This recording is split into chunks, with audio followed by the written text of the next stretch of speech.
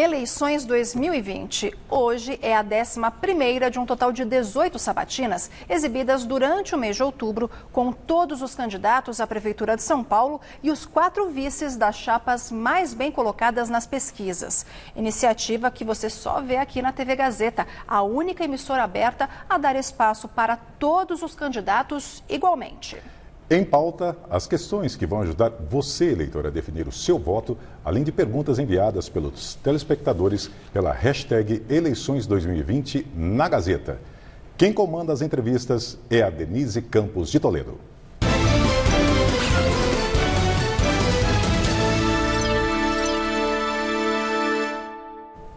E nesta série de entrevistas com candidatos à Prefeitura de São Paulo, eu converso hoje com o ex-secretário e ex-subprefeito da capital, André Matarazzo, que é candidato pelo PSD. André Matarazzo, boa noite.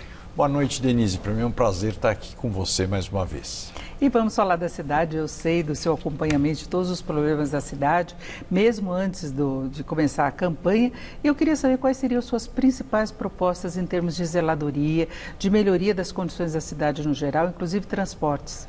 Eu acho que a primeira questão que nós vamos ter que tratar é a questão do emprego, para recuperar um pouco tudo o que aconteceu em função da pandemia. Você teve toda a economia paralisada e a prefeitura, de certa forma, agravou a situação, continuando a cobrar os impostos normalmente dos comerciantes, prestadores de serviço, etc. Então, algumas ações para recuperação de empregos, reativar a economia, como financiar o IPTU, por exemplo, dos 2 primeiros meses do ano, financiar 60%, 70% para empresas de até um determinado tamanho, tendo como contrapartida a manutenção de empregos e até, quem sabe, ampliar um pouco o percentual de financiamento se a empresa se comprometer a contratar algumas pessoas. A legalização do comércio que existe na periferia, que são centenas de milhares de comerciantes que hoje trabalham na irregularidade. Por quê? Porque como o solo é irregular, não tem legalização, o comércio, esse pequeno comércio também é ilegal, ficando sujeito a todo tipo de achaque, inclusive de corrupção. O que nós vamos fazer é, de acordo com a lei da liberdade econômica, empreendimentos que são menores do que 40 metros quadrados ou estão em locais com menos de 40 metros quadrados, legalizá-los apenas eles se transformando numa MEI, num microempreendedor individual. Isso abre para eles a perspectiva da formalização e principalmente abre crédito, o que assegura emprego. Agora, a zeladoria, você estava dizendo, depende de você ter subprefeituras boas, bons subprefeitos, pessoas competentes, com boa capacidade de gestão de área pública e, de preferência, identificados com o lugar. Você sabe que a zeladoria depende essencialmente de conversar muito com a população local, Denise, porque conhece a prioridade e os problemas de um lugar quem mora e quem trabalha no lugar. São Paulo é muito grande e muito diversificada. Cada bairro tem suas características muito especiais. Então, não adianta você querer tratar coisas diferentes de forma igual.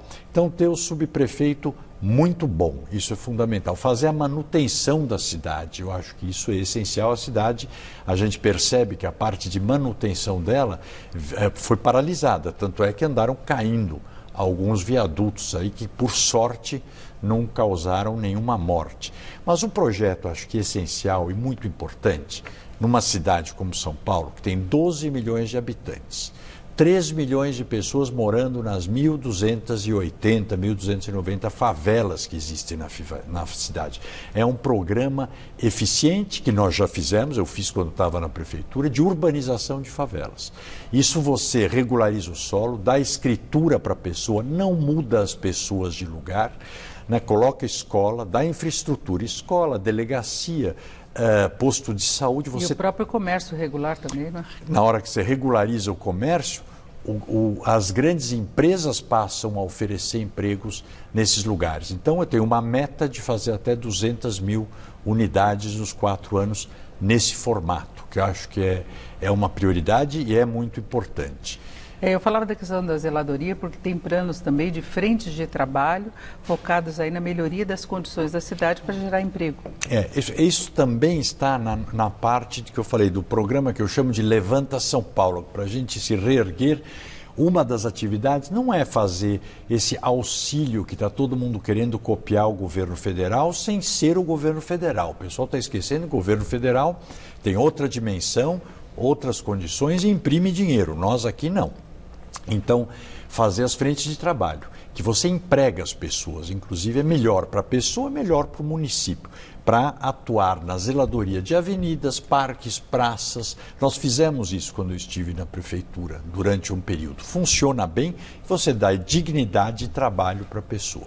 Em relação aos transportes, tem até uma proposta de corredores para a BRT. Não é o meu caso. Eu acho que transportes foi feito, infelizmente, pela atual gestão. A renovação foi assinado um contrato de 15 anos, acho que esse ano, no começo do ano ainda.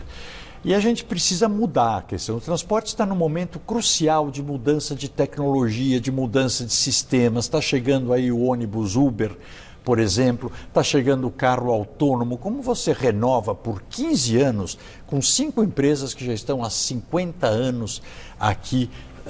Eu não sei se estão servindo a cidade ou estão se servindo da cidade, porque o transporte público de São Paulo ele tem qualidade cubana e custo alemão, infelizmente. Então, essa questão, acho que você tem que ampliar as faixas de ônibus, isso sim, e melhorar a logística desses ônibus, já que existe o contrato, Denise, porque é muito caro, o subsídio é um absurdo. Mas também por quê? Porque a prefeitura não está fiscalizando nem ajustando coisas que reduziriam o custo para as empresas. Por exemplo, precisa, fora do horário de pico, tanto ônibus andando vazio pela cidade, como a gente vê, poluindo e gerando trânsito. Então, fazer os trajetos de acordo com a conveniência das pessoas e não das empresas. Colocar os pontos de acordo com a conveniência da população e não das pessoas. São uma das grandes reclamações que existem por aí.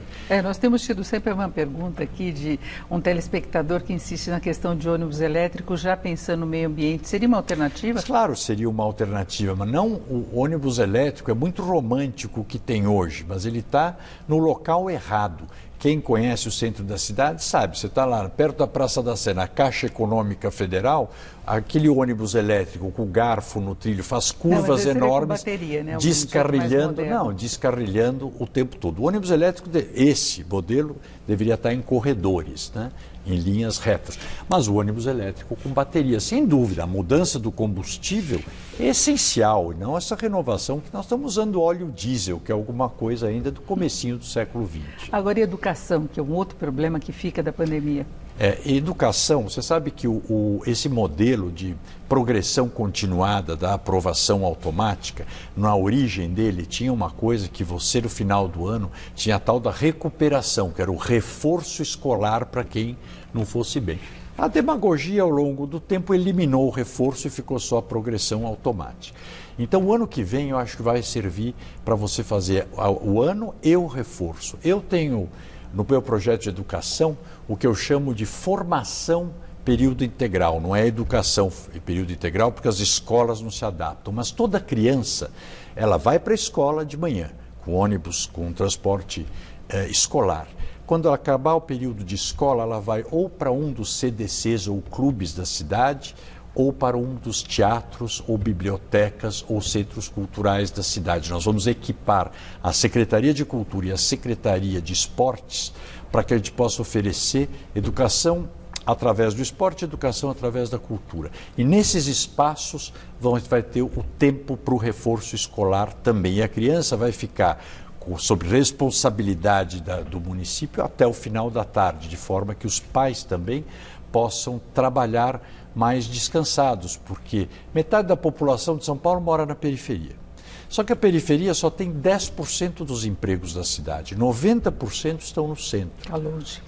Está longe. Então metade da população passa 4, 5, 6 horas por dia no ônibus, sem poder acompanhar os filhos. Né? E preocupados, porque aonde estarão os filhos depois que saem da escola? A formação período integral deve resolver esse problema, além do reforço escolar para todas as crianças, com merenda e transporte. E um problema que nós temos falado sempre aqui em São Paulo é referente à Cracolândia. O que pode acontecer, o que dá para fazer? Se você, Denise, eu quando estava na prefeitura, fiquei 5 anos, fui subprefeito da Sé em função da Cracolândia. Só que quando eu estive lá, eu nunca pensei em eleição, eu pensei na população, então eu tinha convicções. Eu não jogava ou não trabalhava para sair no factoide, no jornal, o bonzinho, o cara bacana. Lá você tem problemas seríssimos. E uma das coisas principais, por que ela está lá, né? Você vê hoje, é o território livre de consumo e de venda de drogas. E você tem, inclusive, parte da população que está lá vem de fora de São Paulo porque ouve falar que é fácil comprar e consumir droga. Meu conceito, você não pode deixar que a cidade tenha um gueto e principalmente que o tráfico mantenha 3 bairros reféns do tráfico de droga. Hoje o tráfico tem lá 3 bairros que eles comandam: Bom Retiro, Santa Efigênia e Campos Elíseos. Não tem cabimento. E quem mora lá? E quem trabalha lá? São 2.200 pessoas que estão vagando como zumbis, largados à própria sorte, porque não mexendo você vê que nem a imprensa fala. Lá você tem que fazer o que nós fizemos, é muito da zeladoria, mais do que a polícia. Primeiro, saúde e assistência social, sem dúvida, para tratar as pessoas. Mas para tirar o traficante, interditar os hotéis que o tráfico está usando, interditar os bares que o tráfico está usando, os ferro-velhos que servem para receptação de coisa roubada, todos os imóveis que o tráfico de uma forma ou outra utilizava, nós interditamos. Passamos a pôr uma zeladoria nas ruas que tirava lixo o tempo todo, lavava as ruas 4 vezes por dia, reforçamos a iluminação. Nós não dávamos sossego para o traficante. Eu fui muito xingado por causa disso, muito, porque achavam outras coisas, mas eu tinha convicção e aprendi isso com a polícia, não é que eu era um luminar, apenas observei. Você der um Google, você vai ver que tinha pouca gente. E as matérias eram: a Cracolândia está migrando, mudando de lugar. Por quê? Na hora que o traficante sai de lá, o dependente vai junto. E ocupação do centro da cidade? Esse é um problema que eu gostaria até de perguntar para o Boulos, que ele invadiu tudo aquilo lá, ele fez as invasões, ele vai ter que me ajudar a resolver o problema. Porque você não consegue simplesmente desocupar, mas também não pode deixar como está agora. Caiu aquele prédio lá no Largo Paissandu, todo mundo foi lá porque tinha televisão, holofote, não vai mais acontecer. O que foi feito de lá até aqui? Nada. Lá você vai ter que negociar com as entidades que são sérias e fazer uma parceria, entidades, poder público e empresas privadas, para fazer a reforma daqueles prédios e fazer a venda para algumas pessoas que já estão ocupando. Isso eu não tenho. E alguns vai ter que desocupar, infelizmente. Mas, na medida do possível, é tentar fazer esse bem bolado onde será bom para todo mundo. Para a cidade, porque terá gente morando lá, para o morador que já está lá, se ele puder pagar, e para o proprietário, que o poder público pode desapropriar, mas, no caso, o proprietário pode vender também, e para as construtoras que farão as reformas. Então seria ocupação principalmente habitacional? Principalmente habitacional, porque o centro está precisando também de moradores e as pessoas já estão lá. É um pouco o conceito da urbanização de favelas, Denise, porque a pessoa já está lá, fazer a desocupação dos prédios vai ser um negócio problemático, você sabe que ninguém vai ajudar na desocupação, ao contrário, como aqui agora gosta-se de politizar tudo, obviamente o Boulos vai estar lá na porta xingando e berrando com todo mundo. Fechamos por aqui mais desta entrevista, agora com o André Matarazzo, que é candidato pelo PSD. André Matarazzo, muito obrigada, uma boa noite. Eu que agradeço, Denise, a você, a todos os telespectadores que estão nos ouvindo e principalmente a Gazeta pela oportunidade que está dando a todos nós. Com vocês.